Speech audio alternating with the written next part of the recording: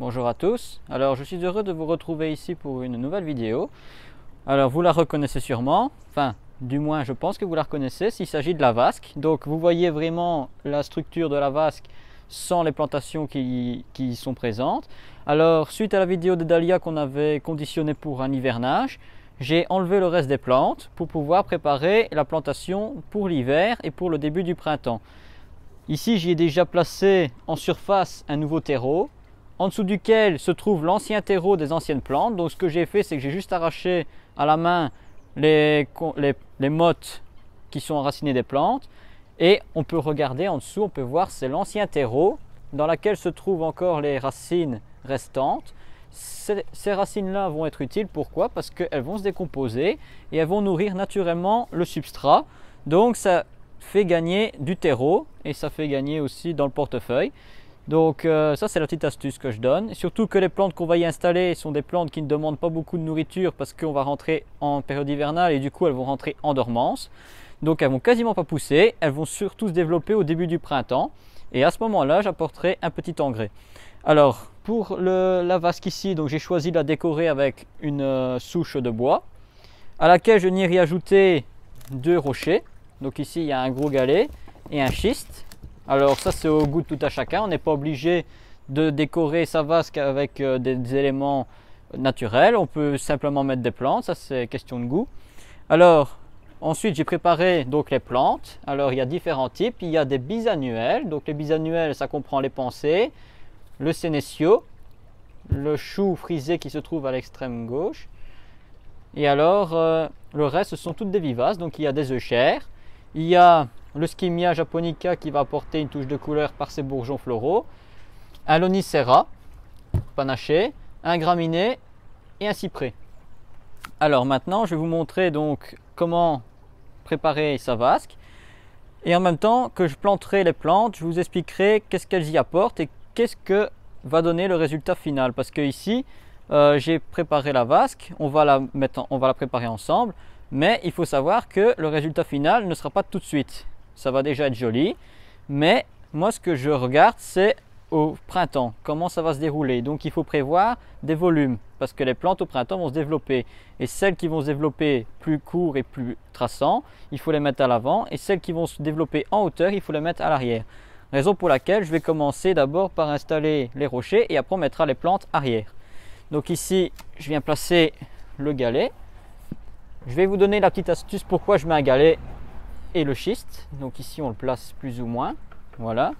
On vient placer le schiste de l'autre côté, et le fait de faire ça, qu'est-ce que ça va faire? Ça va créer un volume en plus. On va venir mettre de la terre plus en hauteur derrière, de telle manière à faire des volumes différents. Et il y a toujours moyen de faire des volumes en fonction de sa composition. Donc les rochers vont retenir la terre.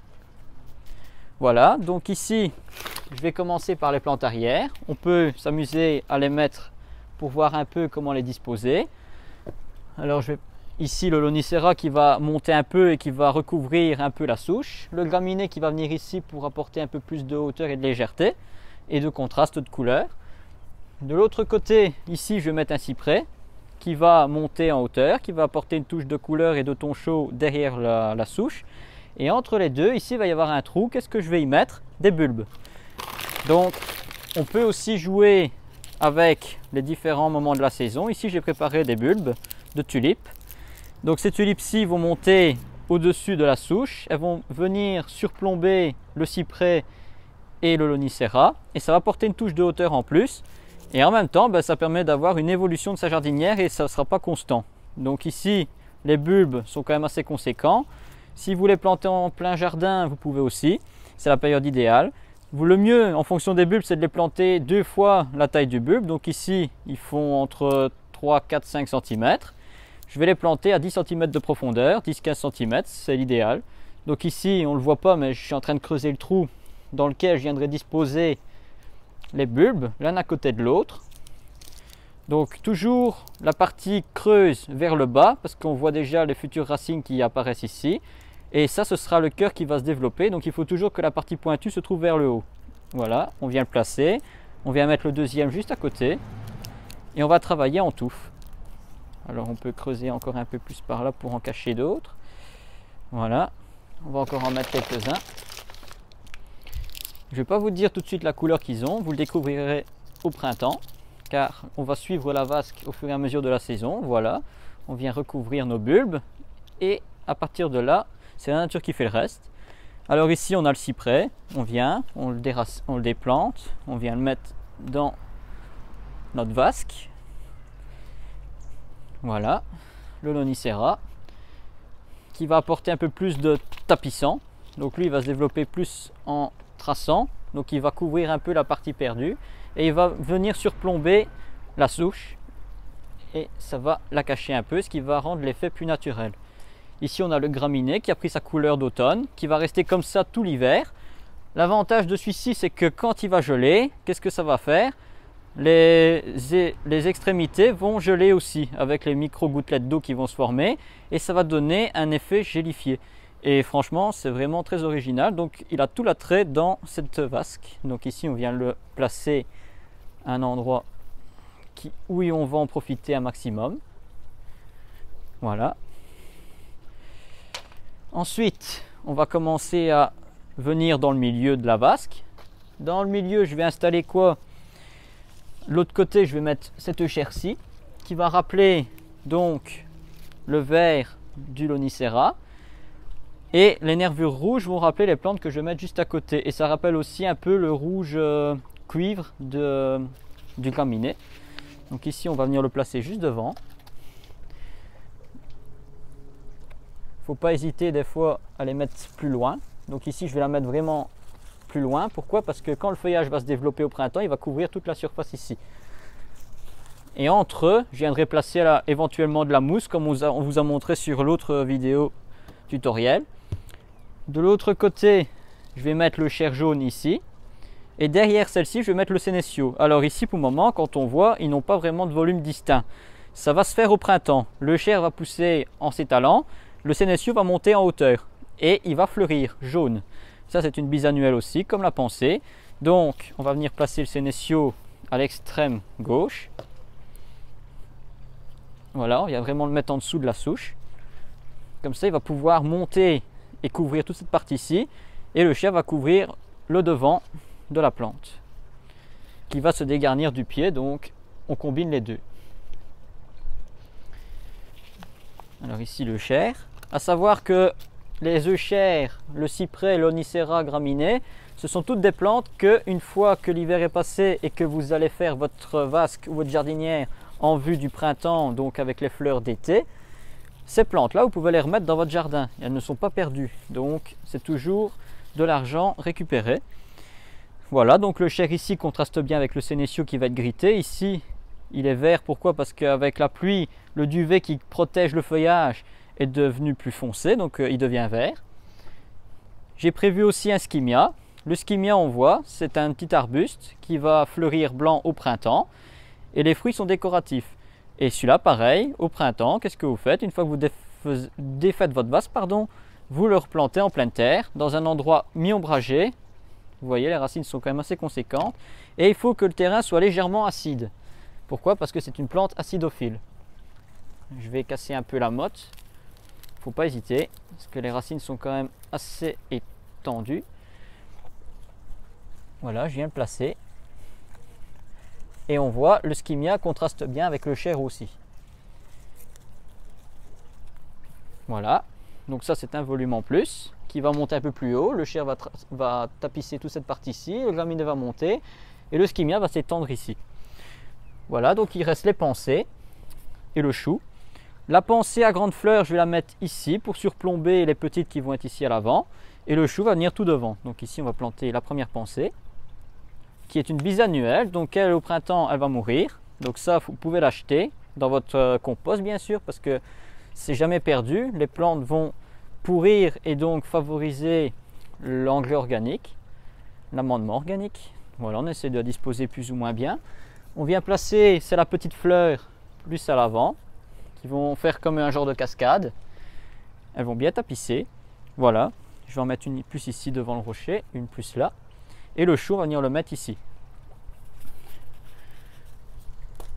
Alors ce qui est important, c'est qu'une fois que vous avez fait votre vasque, si c'est du nouveau terreau et que vous avez mis complètement du nouveau, vous arrosez bien la première fois et après le moins possible. Pourquoi? Parce que comme c'est une période où les plantes ne captent pas beaucoup d'eau, du fait qu'elles vont rentrer en dormance, il faut éviter un maximum les excès d'eau. Sinon, qu'est-ce qui va se passer? Les racines vont pourrir et au printemps, vous pourrez recommencer votre vasque et ce sera trop tard parce que toutes les plantes n'auront pas le temps de se développer, qu'il faudra déjà tout changer. Alors bien sûr, vous pouvez aussi mettre d'autres plantes. Ici, c'est vraiment un exemple.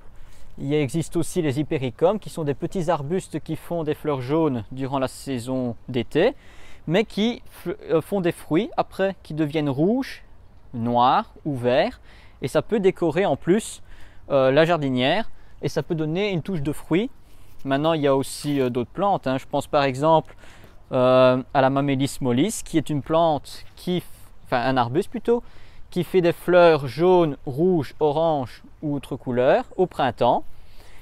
Et ce qui est bien, il fleurit durant l'hiver, Et cet arbuste-là, du coup, il peut être mis ici à l'arrière et il va fleurir durant toute la saison hivernale. Donc vous aurez un apport de fleurs.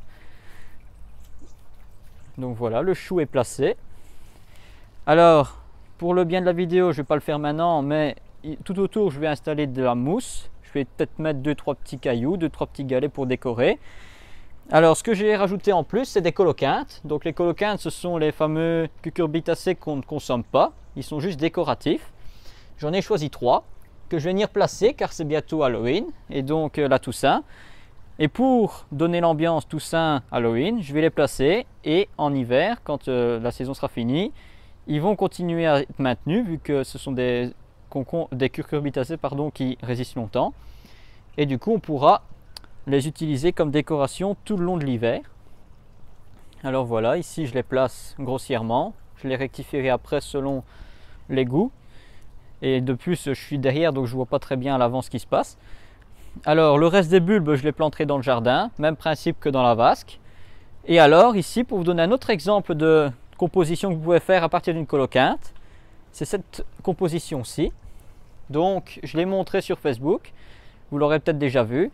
En fait, c'est une colocynte qui était plus grosse. J'ai coupé la tête, j'ai enlevé le milieu, je l'ai vidé, j'ai enlevé les graines, j'ai récupéré quelques graines pour essayer de le semer pour l'année prochaine, dans lequel j'ai installé du terreau mi-sable, mi-terreau. Donc c'est vraiment un substrat qui est très drainant et j'y ai mis des plantes grasses. Comme ça, ça peut garnir votre plan de table pour Halloween, si vous faites une fête en particulier pendant cette période-là, aussi bien pour la Toussaint, pour décorer la tombe de votre défunt, ou alors pour décorer devant chez vous, ou alors pour mettre en décoration, donc si vous recevez des gens.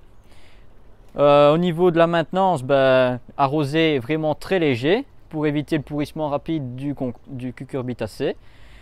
Et donc voilà, ça c'est un petit exemple en plus, très simple, qui prend pas beaucoup de place et qui est assez amusant à faire. Alors voilà, ici la jardinière est finie. Alors ça c'est un autre exemple de composition. Il y en a un qu'on n'a pas montré, c'est dans les jardinières rectangulaires. Alors là c'est toujours le même principe que dans celle que vous avez vue dans la vidéo précédente et dans celle-ci. Maintenant, à vous de jouer, il y a tellement de possibilités, il y a tellement de couleurs et de choix d'associations à faire. Et on ne peut pas s'embêter. Et toutes ces plantes-là donc vont résister au froid, elles ne craignent vraiment pas la gelée. Les pensées vont rentrer en stade de latence, donc elles ne vont pas du tout se développer, sauf s'il fait doux. Les fleurs vont donner un petit peu, mais c'est vraiment au printemps que toute cette partie-ci va être remplie de fleurs. Le chou va bien s'épanouir. Le skimia pareil, il va fleurir, donc il va porter une touche de couleur en plus. Les œillères vont commencer à donner leurs jeunes pousses qui sont généralement plus clairs. Le cyprès, lui, va commencer à pousser en hauteur, même s'il est très lent. Les tulipes vont garnir toute cette partie-ci. Le Lonicera, lui, comme il pousse très vite, il va pousser très rapidement. Et le graminet, il va apporter une touche de vert au printemps. Alors voilà, j'espère que cette vidéo vous aura plu. N'hésitez pas à me laisser des questions si vous en avez. Et n'hésitez pas aussi à aller sur ma page YouTube si vous n'êtes pas encore abonné, c'est l'occasion. Et à très bientôt pour une nouvelle vidéo. Au revoir.